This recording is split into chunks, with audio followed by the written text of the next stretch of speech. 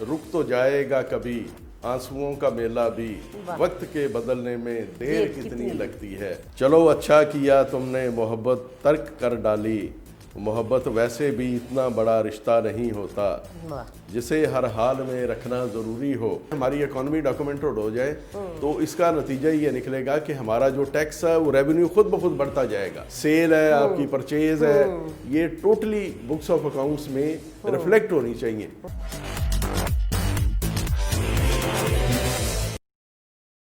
अस्सलाम वालेकुम। प्रोग्राम फ़न और वकील जस्ट वन टीवी और मैं आपकी host advocate Nargis Nahid.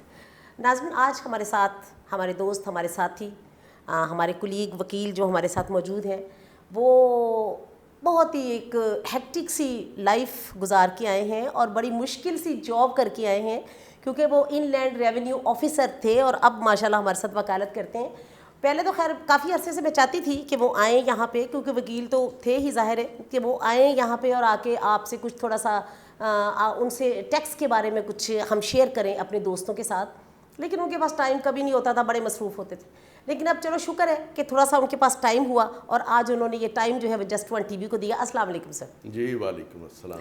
Thank you very much sir. आज आपने अपनी काफ़ी मसरूफ़ अपने शेड्यूल में से थोड़ा सा टाइम आपने जस्ट वन टीवी को दिया। मैं, मेरी टीम जस्ट वन टीवी आपके बहुत शुक्रगुजार है सर। हाँ जी, वेलकम जी, मैं आपकी डिस्पोजल पे हूँ जी। So nice of you sir. अच्छा सर, कहाँ वो इतनी हेक्टिक सी लाइफ गुजारी आपने, बड़ी मसरूफ़ ज़िंदगी के इनलैंड रेवेन्यू ऑफिसर, और फाइलें ही फाइलें, और आए दिन कोई किसी की आप इंक्वायरी कर रहे हैं, किसी से आप रिकवरी करवा रहे हैं, कुछ कर रहे हैं, और अब कैसा फील कर रहे हैं? थोड़ा सा रिलैक्स फील कर रहे हैं? हाँ बिल्कुल, मुझे ऐसे लगता है कि जैसे मेरे सर से एक बहुत बड़ा बर्डन उतर गया है और मैं बिल्कुल रिलैक्स अपनी जो नॉर्मल लाइफ है वो मेरी हो गई। क्योंकि सुबह से 8 से लेके 9 बजे से लेके शाम 6 बजे 7 बजे तक ऑफिस में काम करना, बिल्कुल सही बात, और सारा दिन मुख्तलिफ क्लाइंट्स को डील करना, वकला को डील करना, मुख्तलिफ मैटर्स जो FPR की तरफ से आते हैं, जो कमिश्नर साहबान, हायर अथॉरिटी जो आपको काम कहती हैं, वो सारा दिन करते कराते आपका वो सारा दिन ख़त्म, फिर रात को फिर नए सिरे से आपने जो कल करना उसको पढ़ना, और वो सारी चीज़ें वाकई बहुत ही एक मैं समझती हूँ मसरूफ़ ज़िंदगी थी। वो इस तरह से है कि आप इसका अंदाज़ा इससे लगा सकते हैं कि एक वकील अपना केस 15-20 दिन लगा के तैयार करता है, एग्जैक्टली, और असेसिंग ऑफिसर ने उसको सिर्फ 1 घंटे के अंदर उसमें से डिफेक्ट उसको और इशू उसमें से रेज करने सारी उसकी स्क्रूटनिंग करनी, और फिर उसको पढ़ना, देखना, फिर निकालना कि इसके अंदर क्या है, कहाँ डिफेक्ट हुआ, कहाँ कुछ हुआ, वाकई मुश्किल, और फिर उसको कन्फ्रंट कराना कि ये तुम्हारे फॉल्ट्स हैं, ये हैं, ये टैक्स की प्रोविजन जो है इसके ऊपर एप्लीकेबल होती हैं, तो इस तरह से उसको टैक्स किया जाता है। और आपने वो एक ही दिन में 20 केस करने हैं और वकील 15 दिन में एक तैयार करके लाता है। इसका मतलब है काफ़ी मुश्किल हालात गुजरे, मुश्किल लेकिन चले कोई नहीं सर, हर जॉब जो है उसका एक मैं समझती हूँ एक अपना ही उसका थीम होता है, अपना उसका मज़ा भी होता है साथ साथ, और फिर काम तो फिर होता ही है ना, काम तो करना ही होता है। नहीं, ये आपकी इसमें विजडम, आपका इंटेलेक्चुअल, और फिर आपका जो एक्सपीरियंस ओरिएंटेड आप जब बन जाती हैं तो ये चीज़ें खुद ब खुद सेटल होना शुरू हो जाती हैं। और फिर बाद में आप देखें कि हमारे एक माशाल्लाह आप तो खैर रिटायर हो गए जस्टिस साहब, उनसे बहुत अच्छे ताल्लुकात थे, तो मैं बल्कि एक दफ़ा पूछ के मैंने कहा भाई ये, बल्कि मैं बता दूँ अल्ताफ़ इब्राहिम कुरैशी साहब के बारे में बात कर रही हूँ, क्योंकि वो उधर मुल्तान में हमारे नेबर ही थे, ऑलमोस्ट साथ ही। तो मैंने उनसे एक दफ़ा कहा, मैंने कहा सर ये इतनी मुश्किल फाइलें ये कैसे पढ़ लेते सारी? उन्होंने कहा हम सिर्फ शुरू में देखते हैं, फिर एंड पे जाके हम देखते हैं कि रिलीफ क्या किसी ने मांगा है। उन्होंने कहा इतना वो तजर्बा इतना हो जाता है कि ऐसे स्क्रूटनी जैसे ही हम फाइल को करते हैं ना, वो कहते हैं हमें एंड तक पता चल जाता है कि ये बंदा क्या चाहता है और इसने क्या, इसमें क्या चीज़ तलब क्या चीज़ की है, तो कहते हैं इसलिए मुश्किल नहीं लगता। मैं इस बात को डिफ्रेंशिएट करता हूँ, वो जो जज साहब हैं उनका काम है या तो उसमें रिलीफ बनती होगी या नहीं बनती होगी, सही। लेकिन जो मेरा काम था वो था टैक्स की इम्प्लीमेंटेशन, टैक्स की लेवी और उसकी रिकवरी के मैयर मुश्किल कि मैंने ये किस तरह से उसको करना है। उन्होंने तो उसको रिलीफ दे दिया या ना दे दिया पढ़ के। अच्छा, यानी आपका ख्याल है कि लोगों की जेब से पैसा निकालना मुश्किल तरीन काम है? ये दुनिया का मुश्किल तरीन काम है, जो आप करते रहे। हाँ, मतलब ये पाकिस्तान में नहीं, پورے یورپ میں، پورے ایشیا میں، سارے جتنے آپ کو بر اعظم ہیں، سب میں یہ ایک کامن پرابلم ہے. لیکن یہ چونکہ یہاں پاکستان میں اتنی ڈیٹرنس ٹیکس کوئی نہیں ہے، اس وجہ سے اس میں کنسیلمنٹ بھی ہے اور بہت سے اور فیکٹرز جو ہیں وہ بھی اس میں انوالو ہوتے ہیں. تو اگر سر ہم ٹیکس پراپر نہیں پے کریں گے تو یہ تو ہماری پوری معیشت کا نقصان ہے، ہمارے ملک کا نقصان ہے. وہ سارے جو ادارے ہیں وہ کیسے چلیں گے؟ اس میں جو سب سے بڑی ہماری جو مشکلات جو ہمیں فیس کرنی پڑ رہی ہیں، ہماری جو اکانومی ہے یہ ڈاکومنٹڈ نہیں ہے. اس میں کوئی اگر یہ ساری کی ساری ٹرانزیکشنیں بینکوں کے ذریعے ہونی شروع ہو جائیں، آپ کے کریڈٹ کارڈ سے ہوں، اور کسی جگہ پہ جو ہے آپ کو کیش نہ پے کرنا پڑے یا کیش پے کرنا پڑے، تو اس کی ایک سرٹن اس کی لمٹ ہو کہ اس سے زیادہ آپ جو ہے وہ کیش اپنے بینک سے نہیں نکلوا سکتے، اور یہ اس کو زیادہ، اس سے زیادہ آپ اس کو ایکسپینڈ بھی نہیں کر سکتے.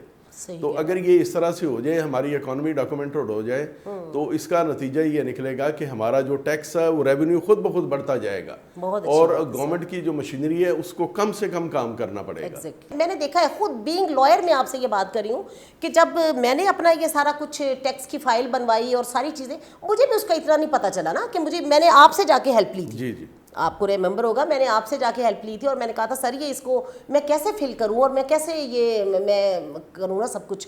تو سر اس کو عام فہم یا آسان کیوں نہیں بنا دیتی؟ کیا ریزن ہے؟ اس میں ایک تو ڈیٹرنس بالکل ہے ہی نہیں پبلک میں، کوئی کسی قسم کا کوئی اس طرح کا کوئی میٹر نہیں ہے کہ جیسے اویئرنس نہیں ہے. اویئرنیس کے علاوہ معلومات نہیں دی جاتی، صرف کہا جاتا ہے ٹیکس دے دیں آپ، یہ نہیں کہا جاتا آپ کس طرح آپ اس کو کس طرح آپ ٹیکس دیں. ٹیکس تو وہ دے رہے ہیں عوام. آپ نے دیکھا ہے کہ ماچس کی ایک ڈبیا پہ بھی ٹیکس ہے، موبائل کے فون کے جو کارڈ ہے اس کے اوپر بھی ٹیکس ہے، کھانا آپ کھاتے ہیں ہوٹل میں جا کے وہ بھی ٹیکس ہے، اور سب سے بڑے جو جب کمرشل آپ بجلی یوز کرتے ہیں اس پہ بھی ٹیکس ہے. ٹیکس تو ہر جگہ پہ ہے. لیکن اس کو اس طرح سے ٹیکس تو ہر بندہ انڈائریکٹلی پے کر رہا ہے. بالکل ٹھیک ہے، اس کو جو نا انڈائریکٹلی وہ ٹیکس پے کر رہا ہے، لیکن اس کو وہ اپنی چونکہ انکم ٹیکس کی ریٹرن فائل نہیں کرتا، تو وہ اس لائن میں نہیں آتا، اس لائن میں نہیں آتا. اس کی جتنی انکم بنتی ہے وہ ساری کی ساری بریک منی کی پروائزوں میں فائل کرتی ہے، وہ اس پروویژن میں چلی جاتی ہے، اس کو اس کا فائدہ کوئی نہیں ہوتا. حالانکہ وہ ٹیکس دے رہا ہے. یہ نہیں ہے وہ ٹیکس نہیں دے رہا، وہ ٹیکس دے رہا ہے. لیکن اگر وہ ٹیکس کے لائن میں آ جاتا ہے تو کتنی اچھی بات ہے کہ اس کی جتنی بھی وہ اس کی اکانومی ہے یا اس کی جتنی بھی اس کی جتنی منی ہے جو ہے وہ ایک وائٹ منی ہو جائے گی، اس کی وائٹ منی ہو جائے گی. نمبر 2، ملک میں ایک جو ایک سسٹم ہے وہ پراپرلی چلنا شروع ہو جائے. صحیح کہہ رہے ہیں. سب سے بڑی بات یہ ہے کہ جب ہم یہ سارا کام کر رہے ہوتے ہیں اور اپنا ٹیکس کا جو ریٹرن ہم فائل نہیں کرتے، باقی ہم سارے کام کر رہے ہیں، سارے کام کر رہے ہیں، اور اس قدر بلیک منی ہمارے ملک میں ہے کہ اگر یہ جتنا لون آج بتا رہے ہیں کہ پاکستان کے اوپر ہے، یہ سارا ری پے ہو سکتا ہے. اور اگر صرف پاکستان میں 100 بندوں کو پکڑ لیا جائے، اگر ٹیکس پراپر دے دیا جائے، 100 بندوں سے پراپر ریکوری ٹیکس کی کر لی جائے، تو اس کا ملک کا پورا ڈیٹ جو ہے وہ کلیئر ہو سکتا ہے، اور یہ ہماری اکانومی بھی سٹیبل ہو سکتی ہے.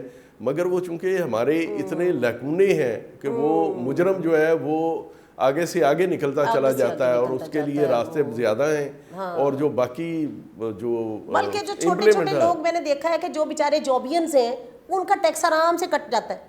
یعنی وہ دیکھیں وہ تو کہیں جا بھی نہیں سکتے نا، ان کا ٹیکس ان کی پے میں سے کٹ جاتا ہے. نہیں، اس کا تو یہ ہے کہ سب سے پہلے اس کا ٹیکس کٹتا ہے، اس کے بعد اس کی جو سیلری ہے وہ اس کے اکاؤنٹ میں ٹرانسفر ہوتی ہے. صحیح کہہ رہے ہیں آپ سر. اور یہ اس طرح سے، لیکن اس کا اکانومی میں بہت زیادہ اس کی کنٹریبیوشن نہیں ہے. لیکن جو چھپے ہوئے ٹیکس کے ڈیفالٹرز ہیں ان کو سامنے لائیں، ان بیچارے معصوم لوگوں کے پیچھے پڑے تھے کہ انہیں بھی ٹیکس دینا چاہیے.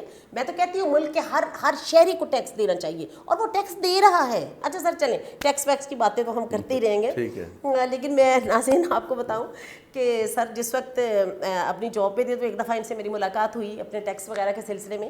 تو انہوں نے بتایا کہ یہ بھی، میں نے کہا کہ سر کبھی آپ نے یہ نہیں سوچا کہ اتنی مشکل زندگی میں سے کچھ تھوڑا سا ٹائم اپنے لیے بھی نکال لیں؟ تو انہوں نے کہا کہ میں شاعری بھی کیا کرتا تھا، ویسے لکھا بھی کرتا تھا، لکھتے وہ اب بھی ہیں ماشاءاللہ. نارکوٹکس پہ ان کی بڑی تحقیق ہے، تھوڑا سا میں بھی پوچھوں گی.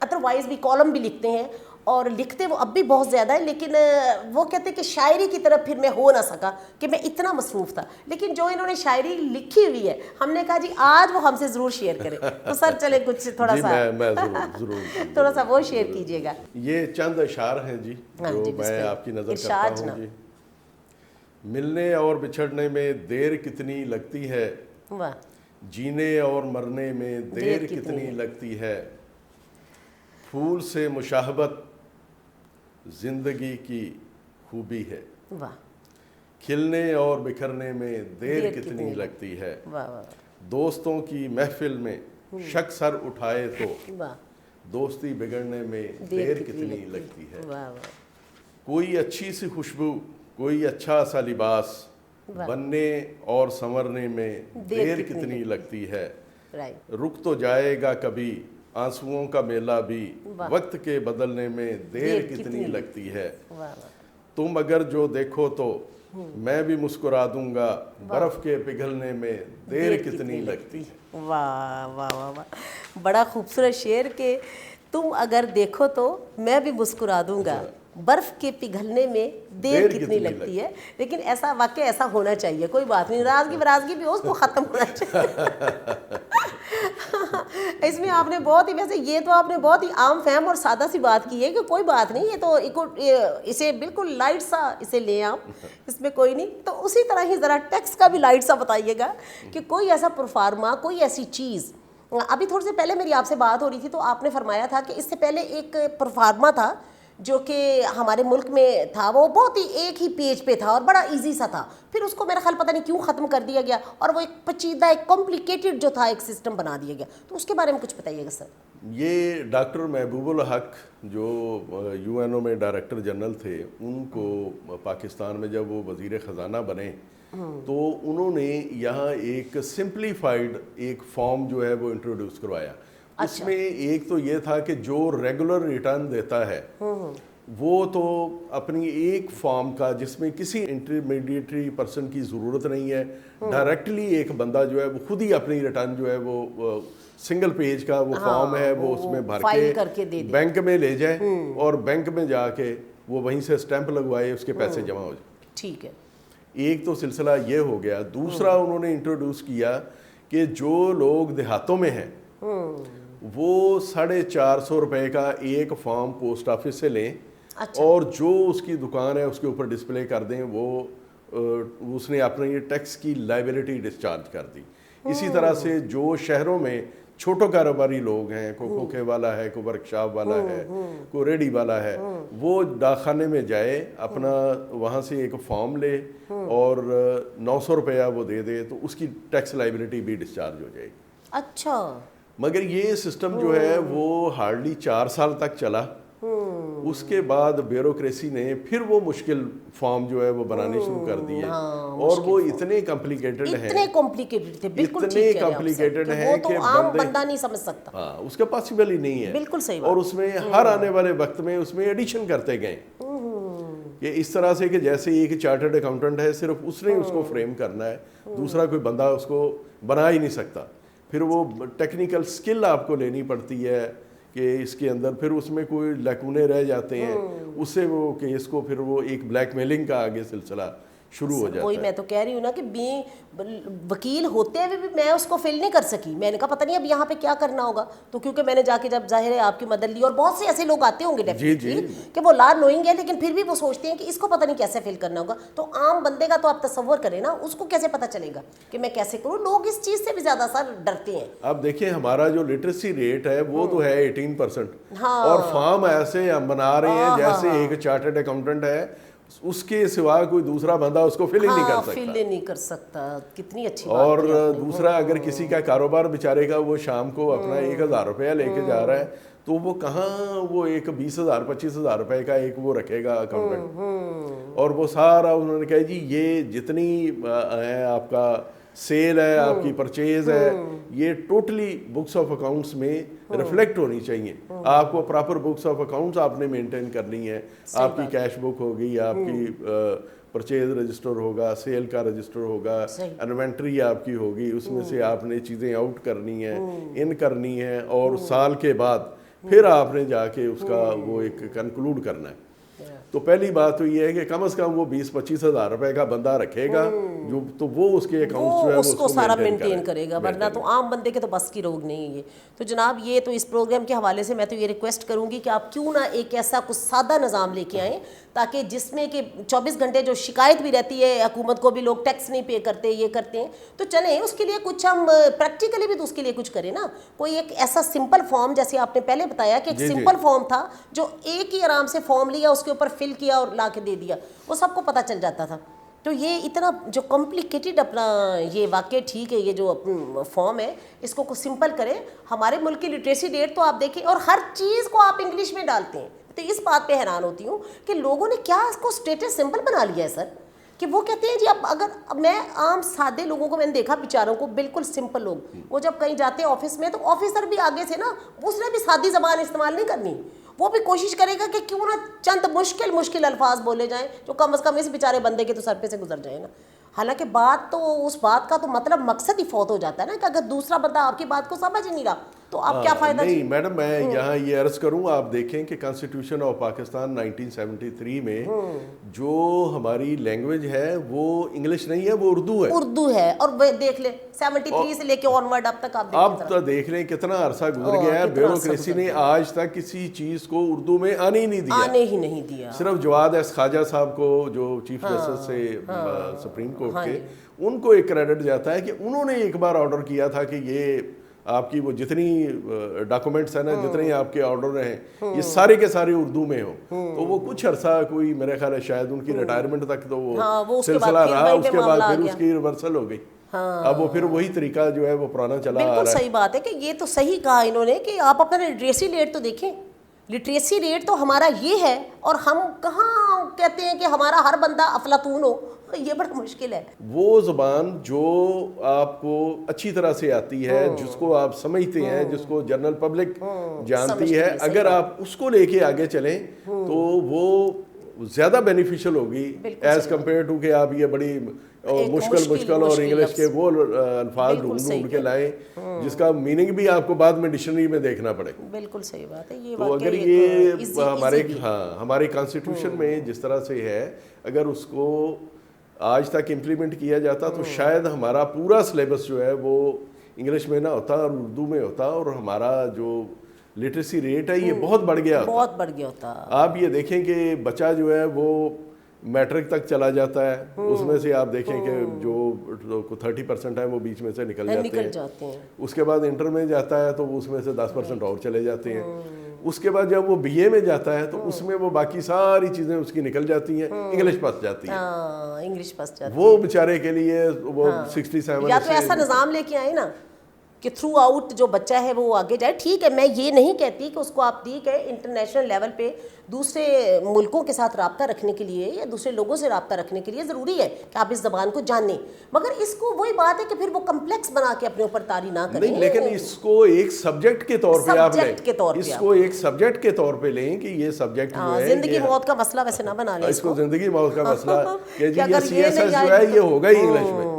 یہ اگر آپ کا ایسے انگلش میں نہیں ہے اور آپ اگر 2 گھنٹوں کے اندر آپ اگر وہ 10 پیج نہیں لکھ سکتے تو اس کا مطلب ہے کہ آپ کا کیلیبر ہی نہیں ہے. آپ کا کیلیبر نہیں ہے کہ آپ جا کے وہ سارے کام کر سکیں. یہی چیزیں بس ہے. اچھا سر چلیں ٹھیک ہے, یہ باتیں تو اور چلیں گی, تھوڑی سی اور بھی آپ سے باتیں کریں گے, تو کچھ اور سنائیے نا اپنی گزشتہ پوئٹری میں سے کچھ سنائیں. چلیں میں اچھا ویسے موسیقی سے دلچسپی ہے, سنتے ہیں کبھی کبھی؟ بڑا عرصہ ہو گیا ہے. نہیں ویسے اب سن لیا کیجیے, اب آپ فری ہو گئے ہیں تھوڑا سا. چلو اچھا کیا تم نے محبت ترک کر ڈالی, محبت ویسے بھی اتنا بڑا رشتہ نہیں ہوتا جسے ہر حال میں رکھنا ضروری ہو. محبت اور مجبوری میں تھوڑا فرق ہوتا ہے. خوشی ہے تم نے اس رشتے کو مجبوری نہیں سمجھا. چلو اچھا کیا تم نے ریاکاری نہیں کی, اداکاری نہیں کی, کوئی پردہ نہیں رکھا, کوئی دھوکہ نہیں رکھا. محبت جھوٹ کا ملبوس پہنے خوبصورت تھی, گریباں چاک ہونے کا یہ دکھ اپنی جگہ, لیکن خوشی ہے جھوٹ کی دنیا میں کچھ سچ کیا تم نے, بہت اچھا کیا تم نے. واہ واہ واہ. ویسے میں تو یہ سمجھتی ہوں سر یہ محبت اتنا کوئی کمزور رشتہ ہوتا نہیں ہے, لیکن وہ دل کو بہلانے کے لیے غالب یہ خیال اچھا ہے. اچھی بات ہے کہ اپنے آپ کو تسلیاں دینے کے بھائی جو تم نے کیا ہے چلو اچھا ہی کیا ہے. اور یہ بڑی میں سمجھتی ہوں شاعر کی یہ اعلیٰ ظرفی ہے کہ اس نے اسے برا بھلا کہنے کی بجائے نا اس کو اپریشیٹ کر دیا کہ اچھا بھائی ٹھیک ہے, تم نے ریاکاری نہیں کی, تم نے بس ٹھیک کیا. لیکن محبت بڑا ایک مضبوط رشتہ ہے, ایک نہ نظر آنے والا لیکن ایک مضبوط رشتہ, بڑا خوبصورت رشتہ, اور اس کو نبھانا جو لوگ جانتے ہیں میں سمجھتی ہوں وہ بہت بڑے لوگ ہیں. تو اچھا سر یہ ایف بی آر میں رہتے ہوئے میں نے یہ بلکہ اس کو سنا بھی تھا اور پڑھتے بھی تھے کہ بہت بڑی کمیٹیوں کے بھی آپ ہیڈ رہے ہیں اور ان پہ آپ نے ان پہ بڑا اس کو آپ نے چلایا ہے, تو یہ کیسا فیل کرتے تھے دباؤ اور یہ وہ؟ ہاں جیسے یہ چیئرمین تھا میں پاناما کا جو کیسز ہیں ان کے میں ایک زونل اور کتنا برننگ ایشو تھا پاناما, زونل کمیٹی کا میں وہاں پر چیئرمین تھا. اچھا. اور کچھ اے سی ڈی سی جو ہے وہ میرے ساتھ ممبر تھے اس میں, اور ہم مل جل کے اس کے اوپر کام کیا کرتے تھے. آلدو کہ اس میں ہمیں کوئی سکسیس نہیں ملی, تو وہ کچھ تو لا کا لہکمنا ہے, کچھ وہ آگے کورٹوں کے مسئلے آ جاتے ہیں, کچھ لوگوں کے ڈاکومنٹری ایویڈنس نہ دینے کی وجہ سے, کچھ ڈاکومنٹری ایویڈنس نہ آنے کی وجہ سے. تو وہ جس طرح سے وہ سلسلہ اٹھا تھا اگر وہ اسی طرح سے چلتا تو یہ بہت اچھی ایک ریکوری ہو سکتی تھی, ملک کو اس کا بہت سا بینیفٹ ہو سکتا تھا, مگر یہ انلکلی ہم وہ اس طرف وہی جا بات نہیں میں نے سکے. تو دیکھا ہے کہ جب چیزوں کا پھل ملنا شروع ہوتا ہے یا پھر یہ ہے کہ اس کی کوئی اس کا پازیٹیو پہلو سامنے آنا شروع ہوتا ہے تو وہ اس پروجیکٹ کو ختم کر دیا جاتا ہے, اور یہ بلکہ بدقسمتی ہے سر. بڑی بدقسمتی ہے یہ کہ ہمارے ملک میں جو ہمارے ڈاکومنٹری جو سسٹم ہے, ڈاکومنٹڈ تو چیزیں ہیں ہی نہیں, اور اگر ہیں بھی ہیں تو وہ اس میں آگے وہ اس طرح سے اس کو مینپولیٹ کرتے ہیں کہ اس کا جو اصل جو اس کا کرکس ہے وہ ختم ہو جاتا ہے. بالکل صحیح بات. اگر کسی سے آپ ریکوری کروا رہے ہیں تو اس بندے کو بھی خوشی ریکوری دینی چاہیے. یہ محبت ہے آپ کی کہ آپ اس ملک کو کچھ لوٹائیں, تو جس ملک میں ہم رہ رہے ہیں, کھا رہے ہیں, پی رہے ہیں, اتنی آزادانہ زندگی بسر کر رہے ہیں, تو وہ ملک بھی ہمارا ہے نا, جیسے ہم اپنے گھر کے لیے کرتے ہیں. میڈم اگر آپ دیکھیں تو یورپ میں جو ٹیکس کی ریشو ہے وہ 40% تک جاتی ہے, اور ہمارے وہ ساری ایگزمپشنیں نکال کے, اور وہ میرے خیال ہے 20%, 25%, یعنی جو میکسیمم لمٹ ہے وہ 25% کی ہے, اور وہ سب کے اوپر ایکولی اپلیکیبل ہے. لیکن اگر ہم اس میں بھی اگر ڈنڈی مار دے کوئی تو اس میں جو ہے اس میں وہ جو بڑے بڑے ہمارے وہ چارٹرڈ اکاؤنٹنٹس ہیں, اور جو اس طرح سے انہوں نے جو بڑی بڑی کمپنیوں نے limited public limited private limited company والوں نے جہاں سے ٹیکس آنا ہوتا ہے ان کو ہائر کیا ہوتا ہے, اور وہ اس میں خود وہ میتھڈ جو ہے وہ اس کو فریم کرتے ہیں کہ یہ کس طرح سے آپ کی یہ ٹیکس کہ میں آپ کو ریلیف مل سکتا ہے, آپ کی اوین ہو سکتی ہے, اور یہ اس طرح سے کر کے وہ ہماری اکانومی جو ہے اس کا بیڑا گرک ہوا ہے. تو اب اگر یورپ میں 40% تک لوگ ٹیکس دیتے ہیں اور اس میں ایگزمپشنیں بھی کوئی نہیں ہے جس طرح سے ہمارے ہیں, پھر میرا خیال یورپ کی ترقی پہ انہیں حیرت انگیز طریقے سے دیکھنا نہیں چاہیے. اگر اپنے ملک میں پراپر ٹیکس دیا جائے تو ہمارا ملک کہیں زیادہ ترقی کر سکتا ہے. اس میں کوئی شک نہیں کہ ہمارا ملک بہت آگے جا سکتا ہے, اتنا زرخیز ملک ہے, اللہ نے ہر دولت سے اس ملک کو مالا مال کیا, سبحان اللہ. اب آخر میں آپ ایسے لوگوں کو کیا میسج دینا چاہیں گے اگر آپ میسج دیں؟ میں لوگوں کو میں اپنی جو ہماری جو پبلک ہے, جو ہمارے ادارے ہیں, ان سب کے لیے میری تو ریکویسٹ یہ ہے کہ جو لا بنے ہوئے ہیں آپ بلیو کریں کہ یہ لا اتنا زبردست یورپ میں بھی نہیں ہے جو یہاں پاکستان میں ہے, اس کو خدا کے لیے اس کو صرف امپلیمنٹ کر دیں اور کچھ نہ کریں. اگر یہ ایک بار امپلیمنٹ ہو جائے گا تو یہ پاکستان کی اکانومی خود بخود بوسٹ اپ ہو جائے گی. نمبر 2, ان کو سرمایہ کاری جو ہے وہ پاکستان میں آنی چاہیے, اور میکسیمم لوگوں کو, میکسیمم جو ہماری کنٹریز ہیں یہاں لیبر سستی ہے, ان سب لوگوں کو جس طرح سے ملائیشیا نے جس طرح سے کیا ہے کہ پورا جاپان, پوری جرمنی, سب کو ان کو کہے جی آپ یہاں انڈسٹری لگائیں, یہاں تو لیبر فری ہے, لیبر فری ایک قسم کی, جتنی واقعہ وہاں پہ مہنگے ہیں یہاں پہ بہت کم ہے. تو انفیکٹ آپ کا میسیج یہی ہے لوگوں کو, ان کا میسیج بھی ہے, میری ریکویسٹ بھی ہے کہ پلیز آپ ٹیکس ضرور پے کریں. آپ یہ نہ سوچیں, اس سے خوف نہ کھائیں, ڈرنے کی بات نہیں ہے, ٹیکس سے ڈرنے کی کوئی بات نہیں ہے. وہ آپ کی ویلفیئر پہ ہی اس پیسے نے خرچ ہو جانا ہے. یہ نہیں ہے کہ وہ پیسہ کہیں اور چلا جائے گا. ہمارا ملک اگر ترقی کرے گا تو ہم اپنے ملک کے باشندے ہیں, یقیناً ہم ترقی کریں گے.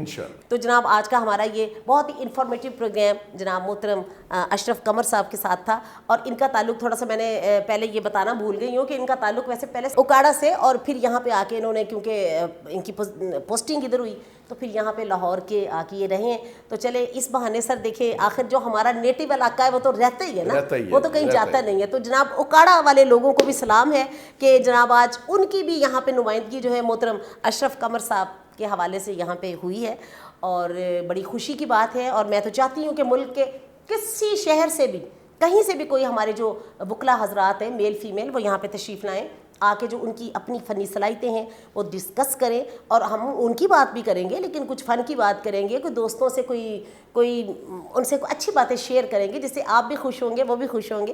تو مجھے تو انتظار رہتا ہے آپ کا, بھائی جب آپ کا جی چاہے موسٹ ویلکم آئیں. ہمارا یہ چینل جو ہے وہ آپ لوگوں کے لیے حاضر ہے. تو اس کے ساتھ ہی آج کا پروگرام ختم کرتی ہوں, اور وہی چھوٹی سی بات ہے, اپنا خیال رکھیے گا, اپنی فیملی کا خیال رکھیے گا, اور اپنے ارد گرد رہنے والے لوگوں کا خیال رکھیے گا. اللہ اس انسان کو بہت پسند کرتا ہے جو دوسروں کے لیے آسانیاں فراہم کرتا ہے, اللہ اس کو بہت آسانیاں دیتا ہے. تو جناب اجازت دیجیے, اللہ حافظ, فی امان اللہ.